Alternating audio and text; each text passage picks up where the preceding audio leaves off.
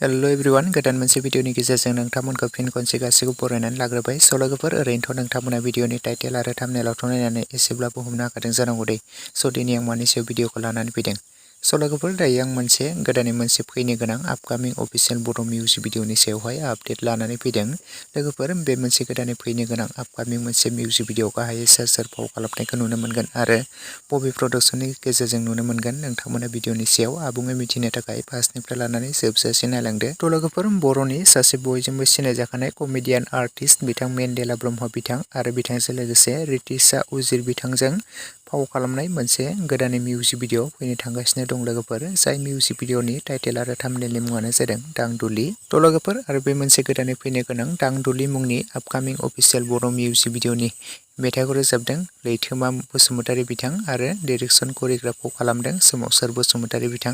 लोगोफोर बे मोनसे गोदानै फैनो गोनां दांदुलि आपकामिं अफिसियेल बर' मिउजिक भिडिअखौ जों बबे प्रडाक्शननि गेजेरजों नुनो मोनगोन होननानै बुङोब्ला एसपि करिय'ग्राफि एन्ड प्रडाक्शन चेनेलनि गेजेरजों जों थाबैनो नुनो मोनगोन दे लोगोफोर। बे साननैसोनि गेजेरावनो जों थाबैनो बे मोनसे गोदानै फैनो गोनां दांदुलि आपकामिं अफिसियेल बर' मिउजिक भिडिअखौ जों थाबैनो नुनो मोनसिगोन लोगोफोर। बे फैनो गोनां आपकामिं मिउजिक भिडिअनि शुटआ दायो सोलिगासिनो दङ। स' नोंथांमोना थाबैनो बे साननैसोनि गेजेरावनो नुनो मोनसिगोन दे लोगोफोर। स' लोगोफोर लोगोसेनि दासिमनि सर्ट आपडेट भिडिअ बेखिनियावनो। भिडिअखौ नायनानै जुदि नोंथांमोना मोजां मोनदोंब्ला लाइक खालामदो, शेयार खालामदो, लोगोसे चेनेलाव गोदानै फैदोंब्ला साबस्क्राइब खालामनानै खाथिनि बेल आइकनखौबो अलाव प्रेस खालामना लादो जाहाथे नोंथांमोना बेफोरबायदिनो माखासे गोदान फैनो गोनां आपकामिं मिउजिक भिडिअफोरनि बर' सावथुनफोरनि फुल मुभिफोरनि आपडेटखौ बे चेनेलनि गेजेरजों थाबैनो मोनथिनो मोनग्रोयो।